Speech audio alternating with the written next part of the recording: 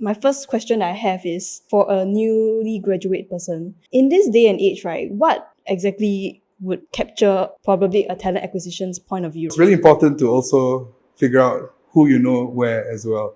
Right. Connections.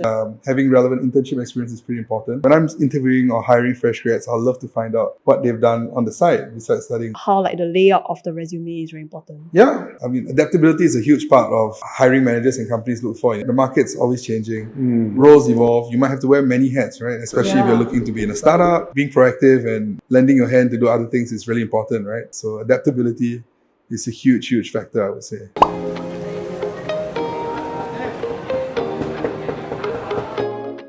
Like, you know, when you talk about like adaptability and it's like the things that we do sometimes might not be what we studied last time. So, you know, like when we go out into the working world, our job scope or our job role may not be what we study. Maybe let's say I did engineering last time. I studied engineering, but then I come out and I do sales instead. You know, that kind of thing. What did you study in school? I studied comms and new media. Okay, so it's pretty relevant, I guess. Yeah. So I'm not. Both same, I did aviation management. I'm a minority in a lot of situations. I did sociology as okay. my undergraduate at SMU, and now I'm a recruiter or talent acquisition partner. So, yes, there are takeaways, pieces, but obviously it's not a traditional route. Where we have friends who have studied aviation, they did aviation degrees, and now they're working in the airports and airlines. Pilots, selling helicopters, selling private jets. So some have taken that traditional route. I think something that we mentioned back then when we were talking to our juniors was that your course doesn't actually determine your end goal. So for me, right, how I found out that I wanted to do marketing was actually through a marketing module in uni. So that particular module, the project was actually we had to do a go-to-market strategy for an upcoming resort a fictitious resort, but that was something that we had to plan.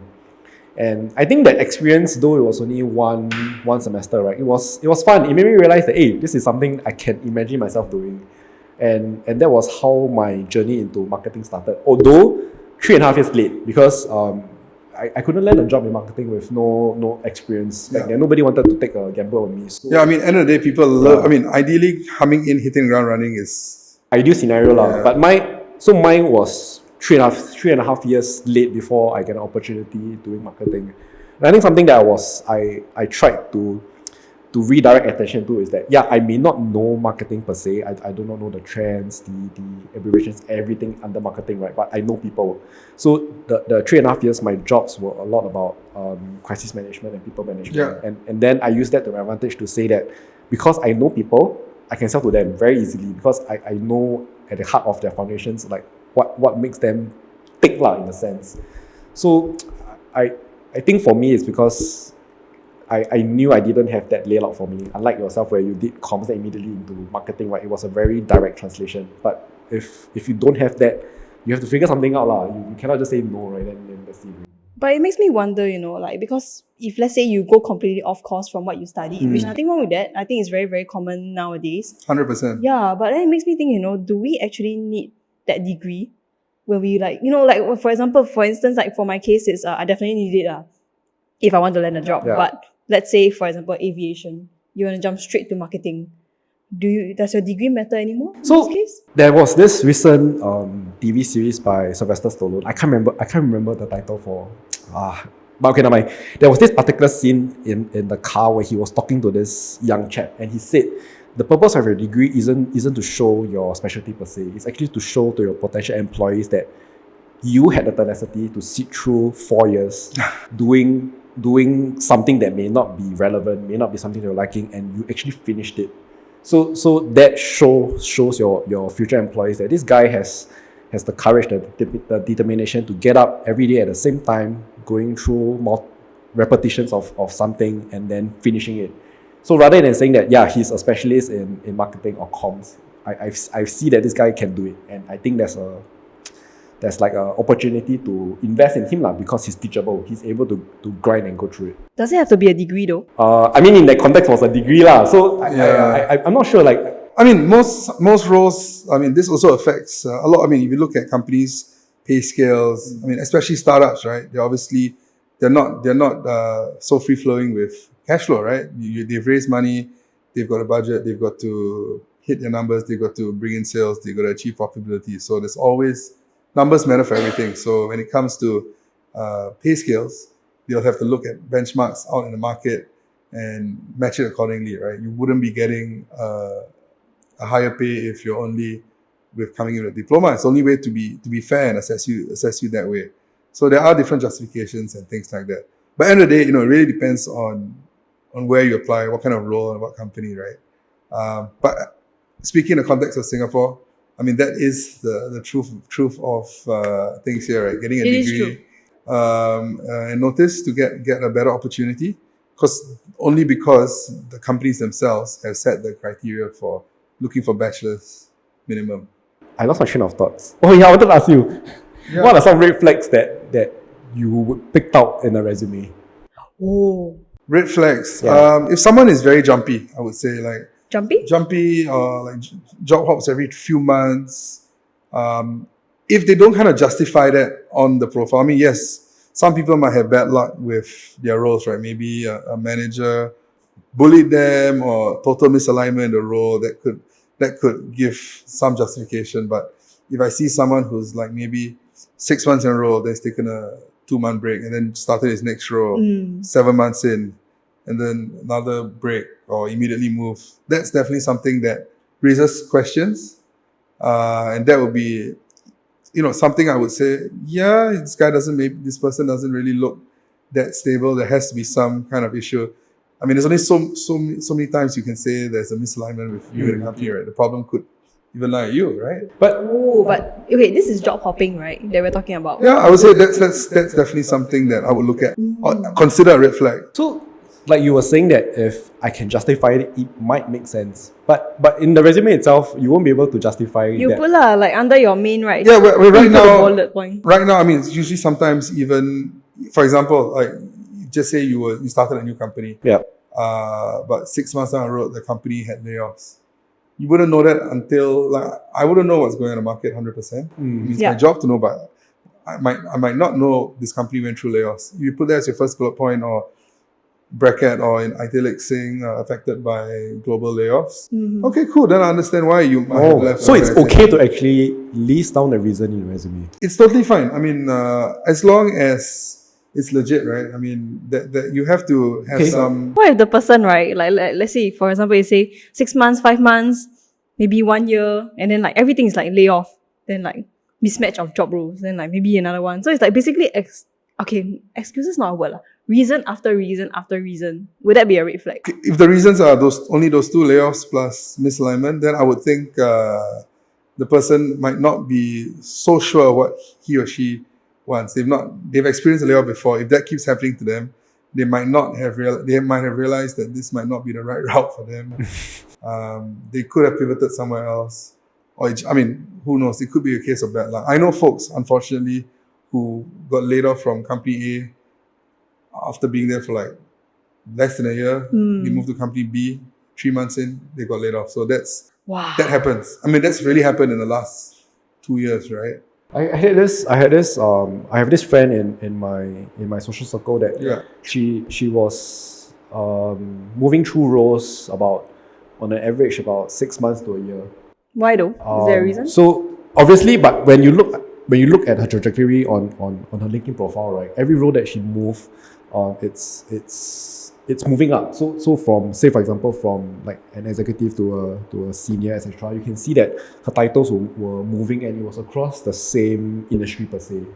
Okay, assumption based, but I think that she moved because that growth rate was faster lah. She knew what she wanted, and she went to pursue through a job hop. Whether or not it was right, I don't know, but it appears to be successful in the case lah. Speaking of that, I have a few statistics on that about job hopping in Singapore. Hit me. Yeah, so this is specific to Singapore, is it? Yeah, specific to Singapore because it's written by Today. Okay. Today article, and it was like published in November last year. Yeah. So that's the most recent I could find, and they were saying that 2 out of 5 youths, because it's a youth survey, will plan to switch jobs in the next 6 months. As of the survey, like as of the period where the survey was done. And the reason that they say that is because they have like a few criterias when it comes to a job.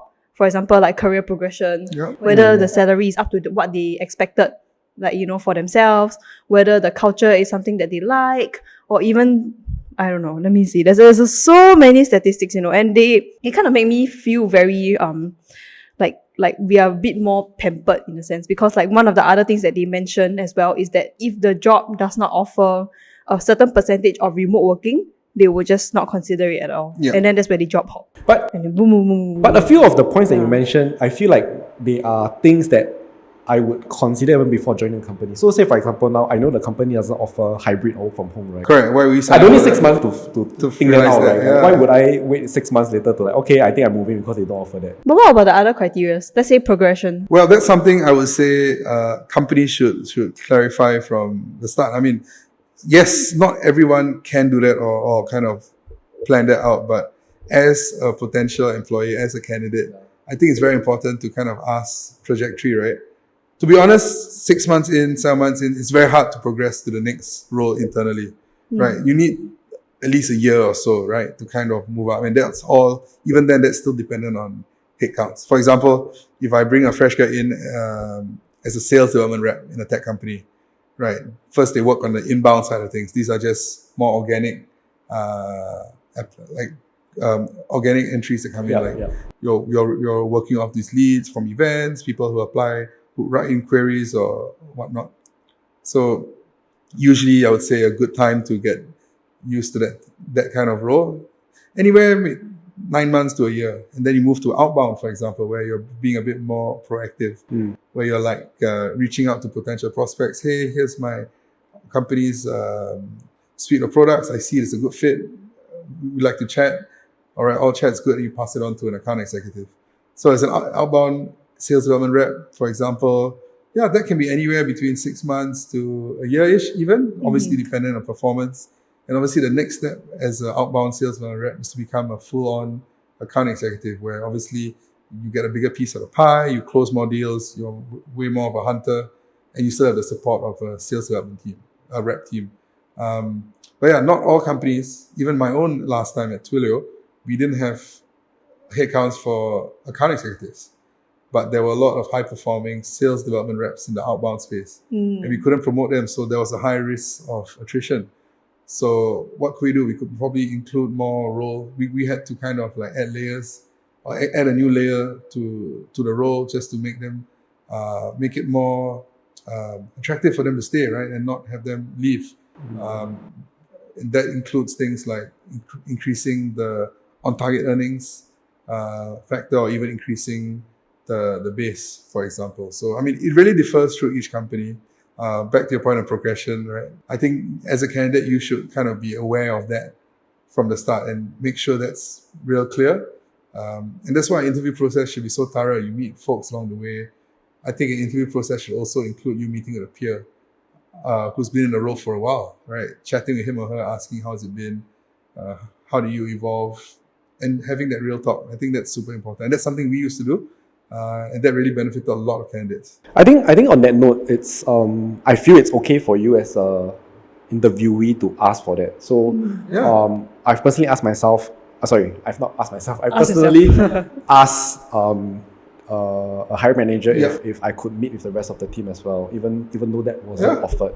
So my point being is, if they say no, it's a red flag. Or like certain things that you if you feel that it's of concern to you, it's actually okay for you to bring it up. I feel that back then when we were young, or when I was much younger, when I was applying for jobs, I always felt that I had nothing to offer. So then I wasn't confident enough to ask or say stuff that would jeopardize my chances of getting a job. But I mean, nowadays you can kind of find out the information yourself. You can look at who's currently in the role on LinkedIn, how long they've been there, people, you can just filter a search saying ex-employees at XYZ and add that job title and kind of see their tenure.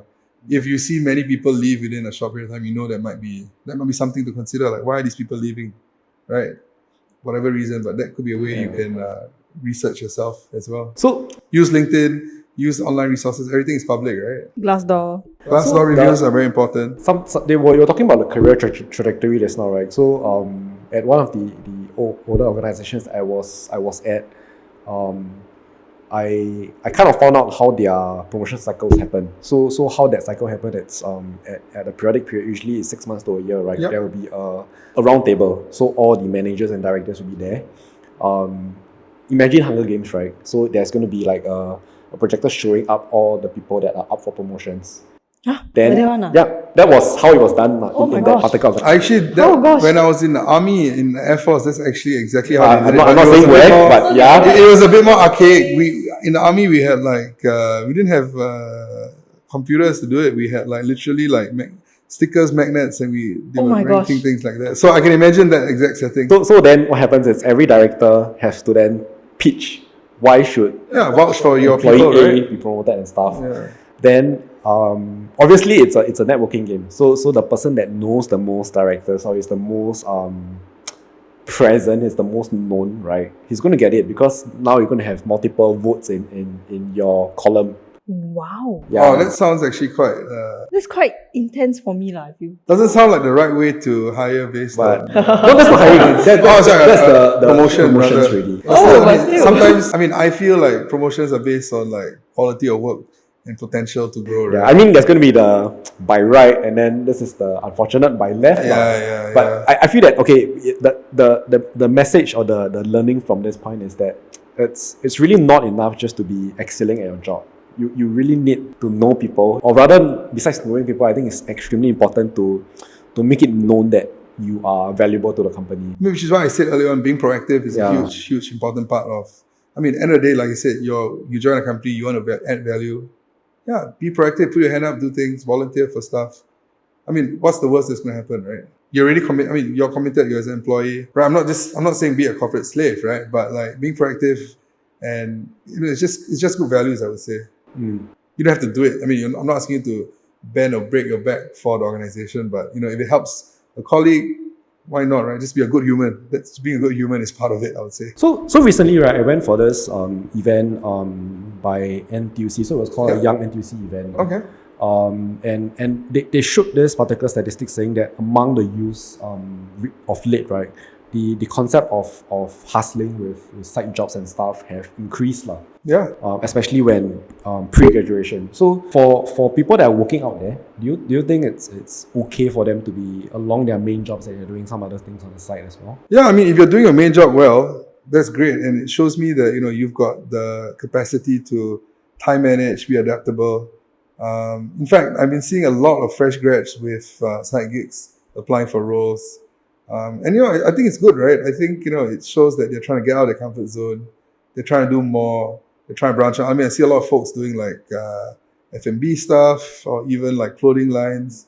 It's great, right? These are stuff that you won't learn out in school, in the classroom. Would companies actually penalize you or if you're doing that? Well, once again, it's really down to company, right? If there's no conflict of interest, then I don't see why not. If you can get your job done, it's the same thing with remote work, right? As long as you can get your stuff done, no one's going to penalize you. And if your side gig is not a conflict of interest, it's not going to distract you from your day job. It's not going to get you taking the same clients, like it's a conflict of interest. I think they should be fine. I think the important question is like, do you have to declare it? Once again, that's really down to company by company. Some folks ask you these kind of things in like the application process. Can you say no? No lah, what if they check? never lie in job interviews. Yeah. No matter what, they're going to What if find they out. check? Because like I know, I have friends who apply for jobs, probably in those bigger companies, right? They will actually do a very thorough background check. Yeah, on you. there are Yeah. companies like when I was at Twilio and Google, we had companies specifically to do background checks. Yeah. That revolve around education, making sure your cert's up to date, next of kin or whatever, or even reference checks. You have to give like certain names of maybe someone, your peers or ex-manager, and these checks are actually conducted properly. Yeah. So don't ever Never lie. lie, never lie in anything in life, man. Yeah, I mean you can say like like maybe talk about the Lego thing lah. Maybe that one you can fake it till you make it a bit. But I think when it comes to actual credentials, never fake it lah. Because that could just put you on a blacklist, right? Like, oh, this person, I wouldn't like want to speak to this person again. He wasn't very truthful about this. So another concept that I've been recently thinking of is that I think Singapore in general, they have trained us with this success matrix where after graduate, you get a job, and then you progress in that ladder, right? The corporate Happy ladder. National Day, by the way, guys. Is that Happy why you're National in a Day. reddish top? Context at the time of this filming is like one day after National Day. Yeah. But what if at any point of that career journey, right? We stop that path, so we don't climb the corporate ladder anymore, and then we take on multiple hustles at imagine like doing side quests lah. Yeah. So using myself as example, if I'm my specialty is in brand and marketing, instead of climbing the ladder to become like CMO, and I take on multiple content writing roles at probably at this layer. Would that what's your thoughts about it? Well, to each your own, right? I think if it makes you happy, if you find the positivity in that, you find that it's really something you enjoy. Yeah, why not, right? I mean, what's the old saying, right? Find a job you love and you never have to work a day in your life again. I guess that's kind of what people what you're relating to, right? I mean, yes, you might be doing multiple things, but you're still building your own. Obviously, end of the day, you're doing things that you enjoy, right? You want to wake up every day having that. You're not going to wake up feeling like sad and have that big dark cloud over your head, right? You want to wake up feeling happy to take on the day, right? So that's really important. It was funny because when we were talking about flight risks and stuff, when we were talking about flight risks for Michelle, 0. Yeah, she does it like for I was just telling you're her. saying I'm okay, quote unquote, I'm weird. Yeah, because for her age, like being a fresh grad, first job, to me it's a requirement for you to be job hopping to the next role. Not really, like I said, right? I mean, to each your own, right? If someone sees the satisfaction in what they do every day, if someone loves what they do every day, if they see themselves grow within the organization and within the role, I think they can stay for a long time. I have friends who obviously job hop a lot, but I have friends who, since graduating, have been in the same company for like 8-10 years, and the passion is still there.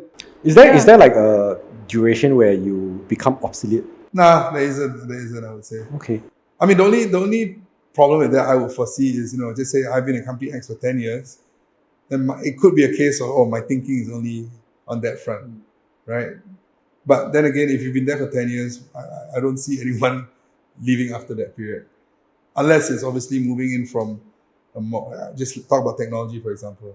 If you're moving to the next comparable or next relevant place. See? That's my thinking. He was really asking me. He was like asking me right before the show. When are you leaving? Yeah, we were just sitting there, and then he was like saying, "Oh, Mitch, actually, why do you want to, like, why are you not job hopping now? Like, usually this younger generation, everyone is job hopping to some degree lah. Like, 1-2 years and they're out. They're looking No, for but there's so another many job." factors why people job hop, right? Yeah. Obviously, one main factor is pay, right? People do that, but that doesn't always work out. I mean, what's the point of job hopping if you get like 2%, like $100 or $200 increment, right? It doesn't make sense. You got to start from scratch again, and you grow. I mean, unless you're telling me you're going to jump and you're going to get like 150 times thing, right? Then that's a different story. Other people job hop because they get more. They're push factors from their current spot. Be it they don't like the environment, they think their role is plateaued. That's why they go. Another reason why people move or would job hop in this context are pull factors, right? I think pull factors are a huge thing. Every company is trying to get the best people, right? If you're a good candidate, if you're great at what you do, and if you're someone who has that good potential, everyone is going to try and hire you, right? So Scout. the pull factors are definitely a thing. Some people, even like you said, some people move. Okay, cool. I'm going to get better benefits here, right? That could be reasons as well. So there's a whole array of factors that come in play, right? But it's I would 100% deny and disagree with you when it says like, oh, if someone who has not moved after 2 years, they're weird. So I'm sorry for saying That's exactly why we're having this conversation. Yeah, exactly.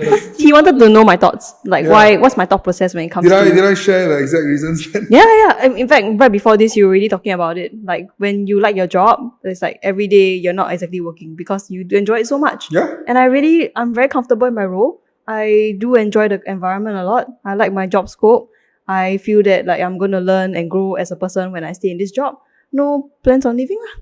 Simple. You know, like I think also because my goal is a bit different. I prioritize culture Yeah. over everything else. Yeah. I mean, I've been hit up a lot on LinkedIn when I was at Twilio, like other companies looking for recruiters. And I just had no push factors. I'm like, I'm happy here. I've still so much to do. I'm owning projects here. Maybe next time. And if that happens, this is another tip to you folks out there. Yeah, tell them, right? Don't just ignore those messages. Let them know your reasons for staying, connect with them and stay in touch, right? You never know when you might need to connect with these potential hiring folks or recruiters in the future. Best thing is, even if I'm not looking out now, but here I know someone else who's looking out. Here's their profile. Yeah, it just makes you look like an asset, right? It is. Connections are important, guys. Connections. Very. Yeah. Okay, this is a unagony moment. So, Yeah. I have a friend who is currently in his position. High contributor, high asset to the team, has been hitting his targets and stuff. But again, because there's no headcount, right? So promotions and increments are not there. Recently it's an internal move, has been in a way pitched to by another internal team that they want him on board. Immediate title increment, money and stuff, but he still likes his current team a lot. And I think unfortunately the hiring, that's not the hiring manager, his team lead, when was proposition with this question, said that we can't do anything about it. I mean, like it's pretty unfortunate, but there's nothing we can do. It's a reshuffling, is it? No, it's not reshuffling. It's just that he's within the team. He's been a high performer, but there's just no headcount or budget to do anything for him. I see. Yeah. So then, a couple of days and weeks later, the head of the department caught wind that he might be going. He might be leaving. He's a flight risk. Yeah. So have a conversation with him and then kind of told him that obviously we have plans for you. I mean, the typical corporate jargon thing that we are going to groom you, etc., but with no concrete timeline. So now the main question is, should he stay or should he move to that new team that has the increment and everything, but he's not sure if it's the environment that he's going to like. Taking a step back, scaling back, the company should have really reacted to that even before they thought it was a flat rate. Unfortunately, That's why I think having one-to-ones with your managers every week, that cadence meetings, that's why I guess one should be as transparent as possible, share your goals, and a manager shouldn't be afraid of asking what you want to do next. I was really lucky in my last few roles to have managers that always push me to do more, ask what I want to do next, put my hand up for projects, owned it. It made me more of an asset than anything. But back to your point, I guess maybe your friend might not, I don't know, he might have raised it up during the time, he might not have. If he did not, then I would say the company is not one to treasure what they have and not one to develop. So that could be an internal issue. But for him, right, I think if he sees the next opportunity out there, could give him, fill in the gaps of what he's missing or what he wants, yeah, go for it. I mean, I assume he's a high performer. He's not leaving on the fact that he's not doing well, right? He's obviously owning it, right? He's killing it. So he'll be an asset to the next team. And people like that tend to always come in more hungry, more determined to do more. So, I mean, if he's got a chance to do more, go for it. If the company manages to come up with a new role for him or a new scope that he likes, that's even better. But I would say, if he sounds like someone who's hungry, yeah, just jump to the next, jump to that new challenge, right? If he's really plateaued at his current spot. Yeah, but actually, my longest relationships or the one of some of the better relationships are with colleagues that have gone through shit together. So I think I totally understand what it feels like to forge that kind of relationship and then feel that you can't go. Yeah, I mean, end of the day, you're seeing your colleagues 8-9 hours a day, even more sometimes, right? Yeah, so every you need to be able to click well with them. I feel like colleagues play a very big role, whether it comes to your experience working in a company, because ultimately at the end of the day they are going to be working with you. Yep. So even I've always heard this saying that even no matter how shitty your job role is, right, if you have amazing colleagues, it will still stay to some degree. Yes, I agree. Yeah, I totally like that agree with psyche that. not But then not again, you friends. still also need to care about yourself. You could think about your own progression. End of the day, I mean, this is you're all. I mean, we talked about a lot of rainbows and butterflies here, but end of the day, fact of the matter is, you're still just a person that sometimes companies look at you as just a number, right? Who's gonna care about your progression? Yourself. Who's gonna care about your well-being? Yourself. who's going to care about what projects that you're going to have passion for? It's yourself too, right? So you still need to kind of look out for yourself first as well. That's how I see things as well. Yeah, definitely. I think We it's, always look it's out for ourselves. very important to have that internal line to know to know that this is the thing that comes across. This is the final point where you have to say no. Because I think the very hard truth is that you are really replaceable. Yeah. Even before you are planning to go, or even if you don't have made intentions for that, right? There are instances where I've also been in a position where I'm already planning a backup for people that have flight 100%. risk. I mean, I've had, as a recruiter, internal recruiter, someone resigns today. It's the hiring manager's job to let me know, so and so's resigned. Let's start the hunting process. And high chance is within that 1 month notice period, I already kicked off the interview process, and we're ready to hire within even within that 1 month. No matter how awesome you think you are, Look after yourself, right? yeah. I'm very curious also because like every generation is very different when it comes to like whether is it a fresh grad or whether you're in your 20s or your 30s and so forth. Every generation has a different mindset. But I'm very curious about the current Gen Z. And like how have you encountered any when it comes to interviewing or like looking for At first I would say in the last 2 years when I was interviewing fresh grads, I found them to be a bit more unique compared to their older peers. And I blame that on the pandemic. They are prime years in university where they are meant to go out on internships. I mean, simple things of like having a coffee at lunchtime or coffee after lunch or beer after work with co-workers or seniors. That adds more value than the actual stuff you've been doing on the ground.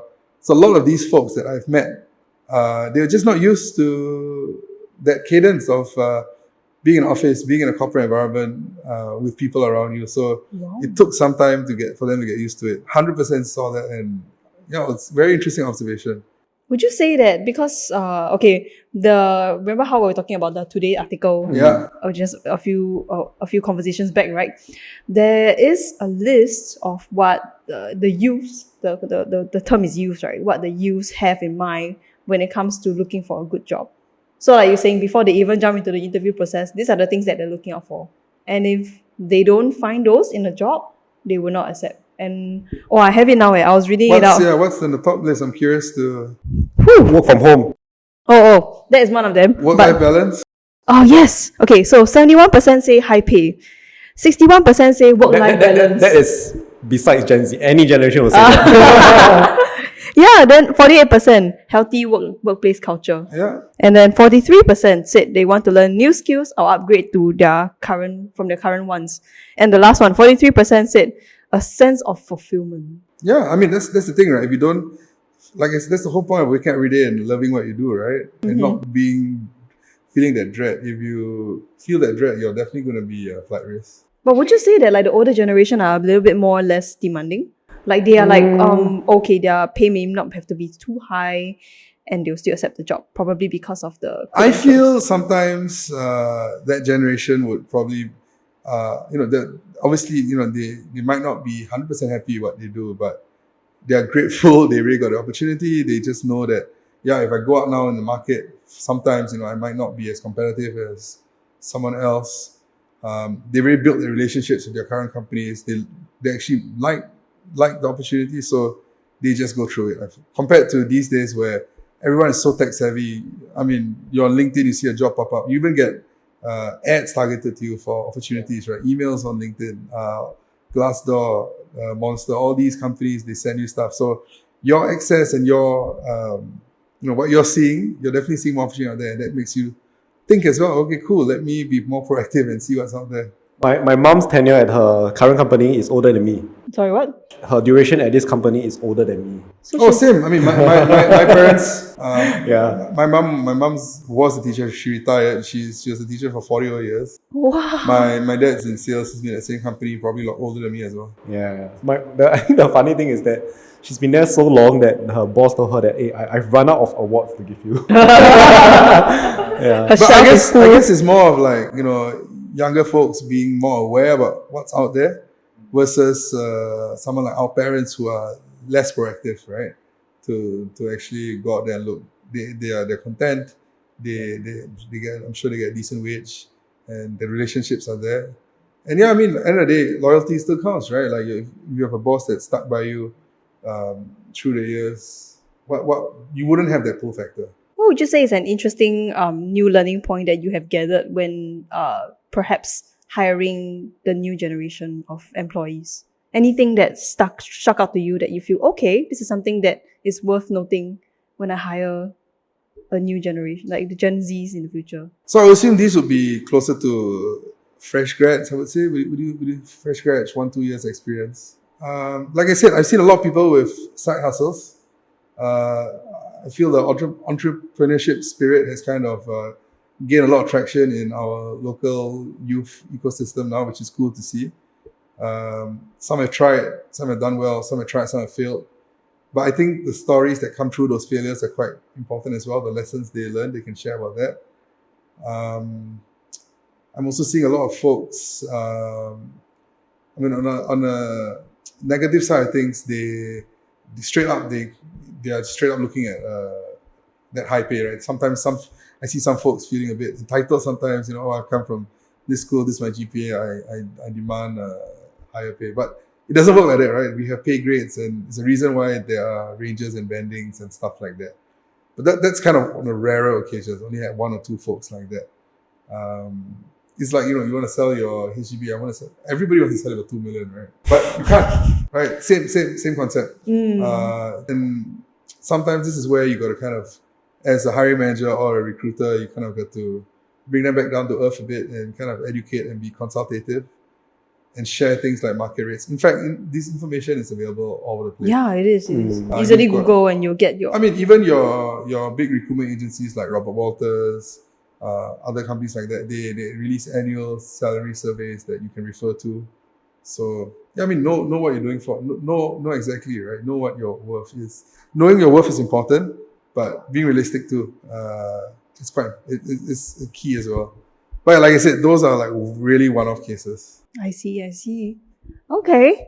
I think we're kind of done. Yeah. Any final words of advice that you want to give? Yeah, I mean, I think similar to most folks out there, if you really want something, try. And you wouldn't know until you try. If you want to have a break into a certain industry, a certain company, a certain role, reach out to folks on LinkedIn, right? I think it's such a great tool. It's free. LinkedIn is amazing. It's amazing. Attend as many networking events. And if you're in school right now, do as much as you can, right? I miss my uni days. It was the best times of my life, right? Go for as many events, do as many things as possible, and just get stuck in, right? You never know. The folks you meet back then, stay tight with them. You never know who they could be next time or who they could introduce you to next time, right? I think that's, obviously I'm not saying do that for the sake of it or be fake, right? But yeah, the more you mix, the more you mingle, yeah, you're only going to benefit from that. No harm in that. All those like career fairs. I mean, even CCAs, right? Try something new. I mean, when I was in uni, I joined SMU PAW when PAW was short for People for Animal Welfare. We used to go to dog shelters and stuff to help shower, bathe dogs, cats and whatnot. Just try new things, right? I think that's the most important thing.